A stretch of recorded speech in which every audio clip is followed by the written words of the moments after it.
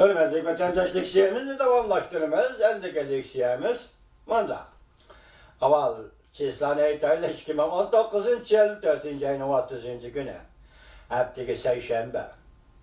Endike mavzumunda. Birleşken Devletler Teşkilatı katibi Guterres, Xi Jinping bilen görüşkende, yüzduran oturup sezgör meseleni ortaya koydu. Mavzulu haber 4. ayın 29. günü Reuters, Aganetliği ve CNN televizyası ilan kılındı. Haber bundan başlandı. Birleşken Devletler Teşkilatı'nın bayanatçısı 4. ayın 29. günü bundan görsetti.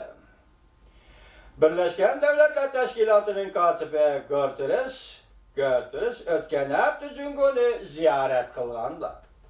Reis Xi Jinping bilen görüştü. Cungo, Şincan Müslümanları ve kayıtı terbiyeleş lageri meselesini yüz duranı Xi Jinping'den aldığı koydu. Guterres Cungo taraf kımındak dedi. Men Birleşken Devletler Teşkilatı kişilik hukuk işleri yukarı derecelik valisi Barçilet oturup koygan teşebbüsünü kollayma. Reuters 4. ayın 29. günü haber kılıp mındak görsetti. Birleşken Devletler Teşkilatı'nın katibi Guterres ötken hafta Cungo'nu ziyaret kılganda Cungo Şincan Müslümanları kayta terbiyeleş lageri meselesini yüz turanı aldı otları koydu. Birleşken Devletler Teşkilatı'nın bayanatçısı Stefan Dujarric 4. ayın 29. günü mahbarlığımında görsetti. Guterres Cungo ameldarları bilen alakadar barlık mesele boyut söhbet ötközde. Cümleden Şincan vaziyetini öz içine aladı. Bayanatçı mındak görsetti. Katip Cungo tarafke mındak görsetti. Men Birleşken Devletler Teşkilatı kişilik hukuk işleri yukarı derecelik valisi Meçelli Barçilet'nin oturup koygan teşebbüsünü bütünley kollayma. 4. ayın 26. günü Katip Guterres Cungo'da ötküzülüp atkan 2. katımlık bir yol bir belva yığını halkara yukarı derecelikle yığınıga katlaşkandı. Yığın arlıkı da Cungo'nun reisi Xi Jinping bilen sohbet ötküzdü. CNN televizyası 4. ayın 29. günü haber kıldı. Amerika Birleşik Devletleri Simlik televizyası CNN 4. ayın 29. günü haber kıldı. Muhbir Guterres Xi Jinping bilen sohbet ötközgendi. Şincan meselesini oturup koydu mu dep sual koyganda.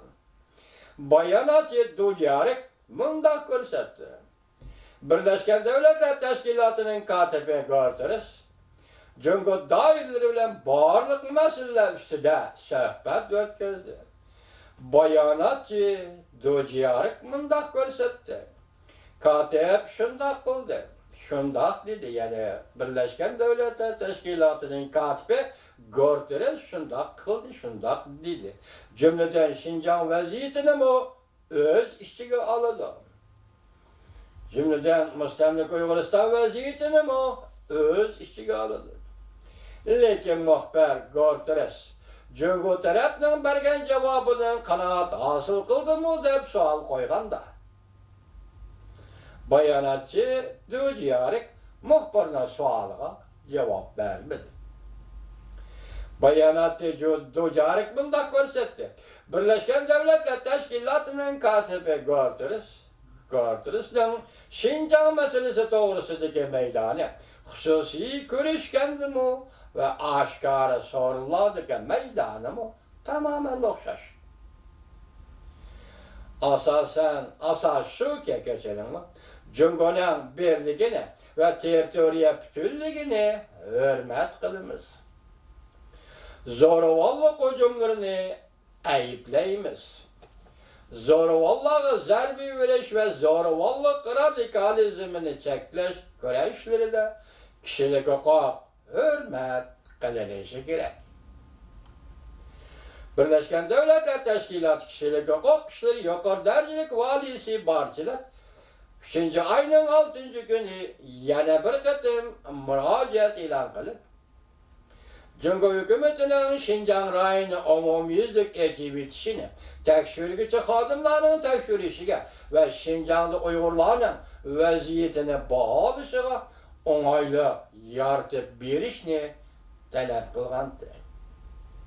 Bir yerde gördünüz, Birleşken Devletler Teşkilatı'nın başlık katibi gördünüz, dedi ki biz zo'ravonlikqa qarshi Cumhur'un birlikini ve zimin bütünlüğünü hürmet kılımız. Dikkat vatandaş, ben bu doğruda sizlerle doğru sözlep geldim. Bu zo'ravonlik qarshi turish hozirgi dünyada xalqaro sual. Xalqaro sual. Siz mi deysiz, men mi deyman? Hatta Afganistonlik Taliban mı? Şundaq deydi. Bu xalqaro sual. Qarshi turish, zo'ravonlik qarshi turish.